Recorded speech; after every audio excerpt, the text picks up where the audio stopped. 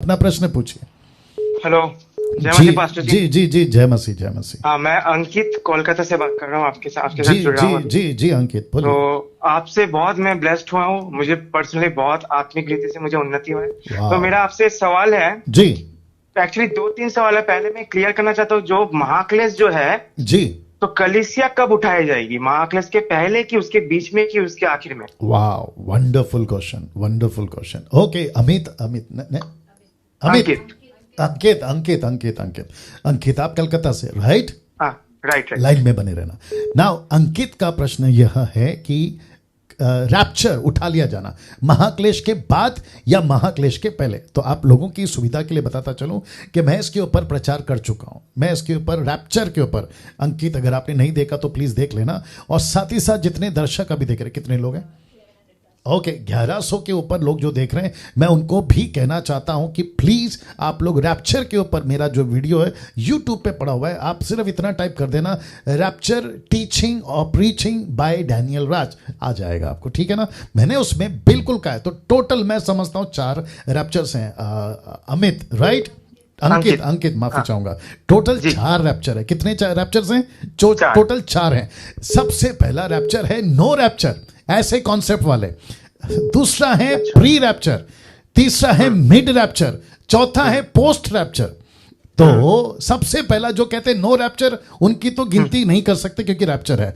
दूसरा है mid rapture, मैं पोस्ट रैप्चर और मिड रैप्चर को पहले ला रहा हूं। मिड रैप्चर का मतलब है महाक्लेश के बीच में, वो नहीं है।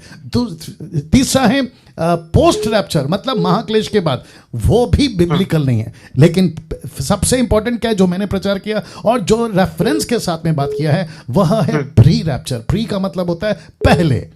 पहले। हाँ, तो पहले सुन लीजिए ना भैया, पहले रैप्चर है, उसके बाद सब कुछ है। कैसे, मैं आपको वो भी जल्दी से आपको बता देता हूं। एक शब्द माफी चाहूंगा, प्रकाशित वाक्य उसका पहला अध्याय में यीशु का जिक्र है जॉन के साथ, दूसरे अध्याय में और तीसरे अध्याय में 7 कलीसिया का जिक्र है, लेकिन तीसरे और चौथे अध्याय में सीधा स्वर्ग का दर्शन।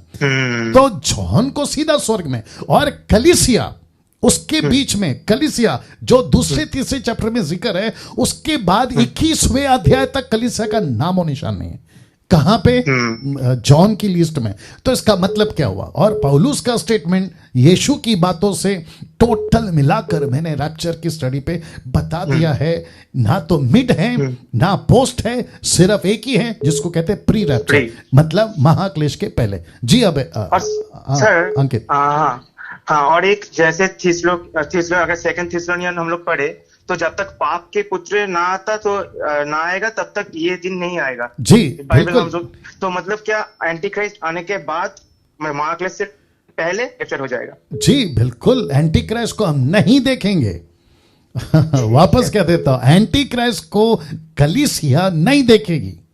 तो जितने भी, लेट मी फिनिश, जितने भी preacher, teacher, national, international, anti Christ, छाप, ये स्टैम्प, 666, ऐसा लाना फलाना, अभी बीच में और एक चल रहा है, क्या बोलते हैं उसको, न्यू ऑर्डर, या फिर वन रिलीजन, या फिर उसको भी लेके मेरे को बड़ी हंसी आती है। अपना अंकित, मेरे को बड़ी हंसी आती है। कुछ लोग मुझे भी वीडियो भेजते हैं, बोलते हैं मोदी साहब ने न्यू ऑर्डर, तो न्यू ऑर्डर अलग है, वन ऑर्डर या वन गवर्नमेंट ऑर्डर अलग है, इसको भी नहीं समझ रहे। तो जिसने भी ये वीडियो बनाया, मैं 2-3 नाम ले सकता था बट नहीं लेना चाहता हूं, क्योंकि आजकल बहुत चल रहा है मार्केट में, कहते हैं कि देखो उसने ऐसा कहा, देखो उसने ऐसा कहा ना, न्यू ऑर्डर आ गया है। भैया, न्यू ऑर्डर में और वन ऑर्डर में फर्क है। इसी बात को लेके मैं सर एक जी और जी डाउट जी क्लियर जी जी जी, बोलो करना है बोलो बोलो बोलो। कि जैसे इजराइल के भी, अभी इजराइल टुडे में मैंने न्यू आर्टिकल देखा कि वहां पे जिजाकियो बेन डेविड, जी जी जी, वो लोग अपने मसीहा मानते हैं जी। अभी अभी मतलब नाम डिक्लेयर नहीं हुआ, लेकिन मसीहा वो बोल रहे कि we are already meeting with मसीहा। अच्छा, वाह। तो ये क्या, इसके बारे में आप थोड़ा सा कुछ बोले? अरे नहीं सर, अंकित, अंकित आपके दिमाग में एक बात फिक्स कर लो, मसीहा इज़राइल में भी निकलेगा, मसीहा महाराष्ट्र में भी निकलेगा, मसीहा नेपाल में, मसीहा अफ्रीका में। ऐसे यीशु ने कहा है ना मत्ती 24 में कि जगह जगह तुमको मसीह आ गया, मसीह आ गया, देखो मसीह यहाँ है, देखो मसीह वहाँ है, ऐसी न्यूज़ मिलेगी। आप इज़राइल की क्या बात करते हो? आपको पूरी दुनिया में मिलेगी। ठीक ठीक। ये हो गया। वो तो reference, जिस मुद्दे पे हम बात कर रहे थे उस मुद्दे पे मैं वापस आना चाहूंगा, क्योंकि दर्शक अभी देख रहे हैं, मुझे वापस जानना है कितने लोग देख रहे हैं। ओके, 1200 लोग जो अभी लाइव देख रहे हैं। आपको भी बताता चलूं कि मोदी साहब ने पार्लियामेंट में जो कहा है वो भारत की और विश्व की परिस्थिति के हिसाब से कहा है कि जब पूरी दुनिया वैक्सीन के मामले में, कोरोना वायरस के मामले में, क्या कहते हैं, अर्थव्यवस्था, इकोनॉमिक के मामले में, इंफ्रास्ट्रक्चर के मामले में, बिजनेस के मामले में, जब पूरी दुनिया एक हो रही होगी तो उसमें भारत पीछे क्यों रहे? ये था उसका भाषण। किसका? मोदी जी का। और फिर उन्होंने कहा कि अब एक ऐसा ऑर्डर निकल रहा है जिसको कहते हैं न्यू ऑर्डर। न्यू ऑर्डर, तो it is not one order, it is a new order.